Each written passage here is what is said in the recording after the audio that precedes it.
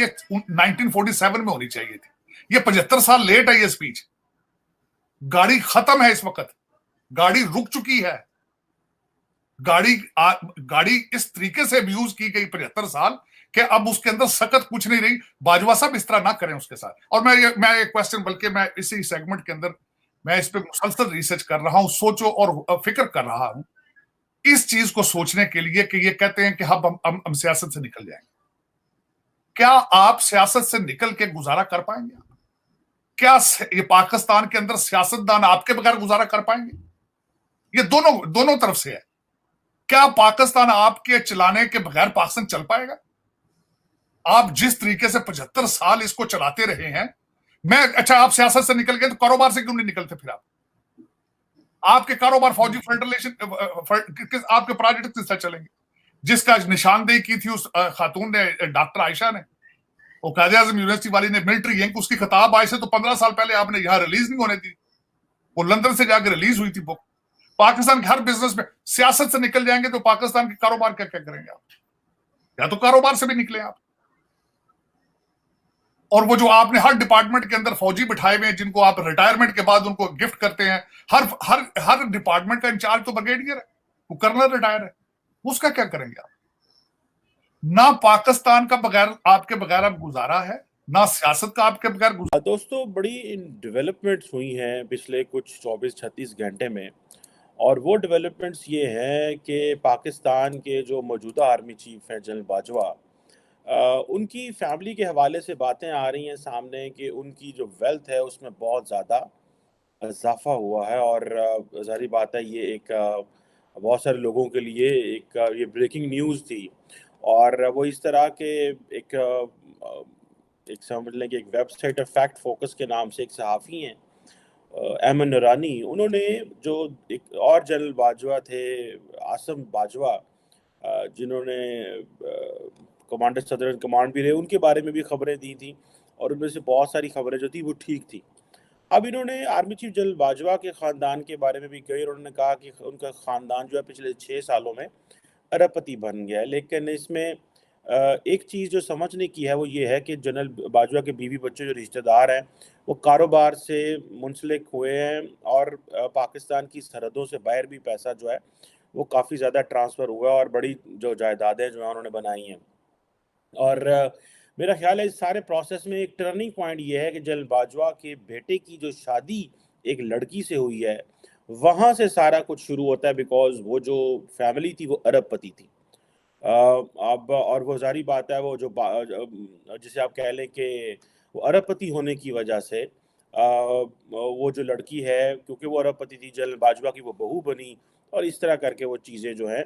अब ये पाकिस्तान का जो फाइनेंस मिनिस्टर साहब हैं वो कह रहे हैं कि बेसिकली ये कोई ख़बर नहीं है। उसकी वजह ये है कि ये सारी की सारी जो डिटेल्स हैं ये तो टैक्स रिकॉर्ड में जमा थी। तो जनरल बाजवा ने अपना जो टैक्स रिकॉर्ड और उनकी जो फैमिली ने जमा कराया था पाकिस्तान के जो फेडरल बोर्ड ऑफ रेवेन्यू है, वहाँ पे ये चीज़ें पड़ी हुई हैं।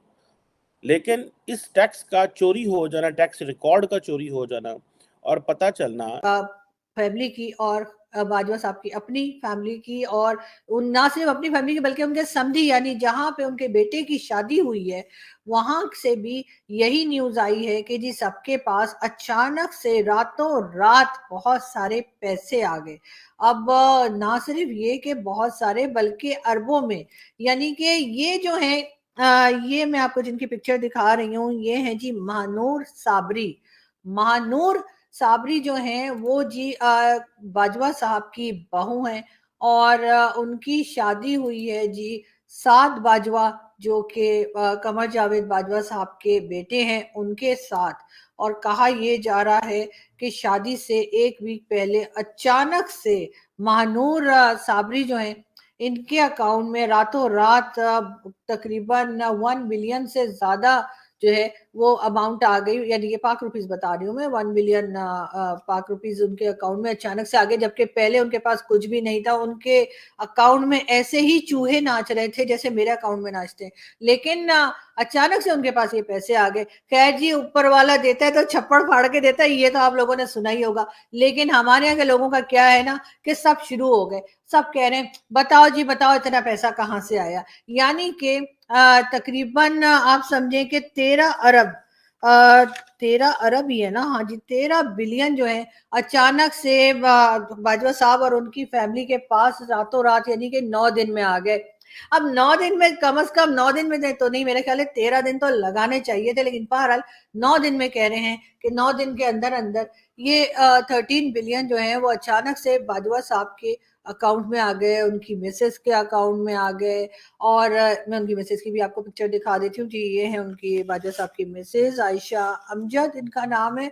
और कहा यह जा रहा है कि जी उनकी मिसेस के अकाउंट में, बाजवा साहब के बेटे के अकाउंट में, बाजवा साहब की बहू के अकाउंट में, शादी से पहले यानी। मोअज़्ज़ज़ हाज़रीन, मैं आज आपके सामने एक ऐसे मौजू पर भी बात करना चाहता हूँ जिस पे अमूमन लोग बात करने से गुरेज करते हैं, और ये बात 1971 में हमारी फ़ौज की साबका मशरक़ी पाकिस्तान में कारकर्दगी से मुतालिक है।